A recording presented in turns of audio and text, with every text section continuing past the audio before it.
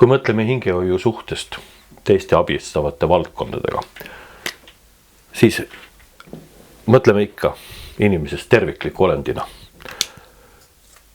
Ainult siin sees need erinevad valdkonnad, inimene füüsilise olendina, millega tegeleb arst, inimese psüühilise olendina, millega tegeleb psühholoog,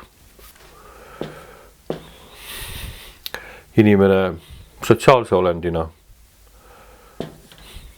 millega tegeleb pereterapeut, inimene spirituaalse olendina, millega tegeleb hingehoidja.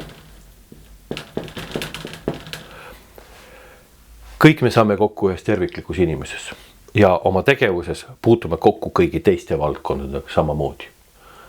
Selleks peab ka hingehoidja teadma midagi psüühilisest inimesest, midagi sotsiaalsest inimesest, midagi ka füüsilisest inimesest ja oskame omal moel toetada kõigis neis valdkondades. Nii nagu samamoodi teeb seda psühholoog või arst või sotsiaaltöötaja. Ainult alustatakse erinevalt poolt. Kõik ühe tervikliku inimese heaks.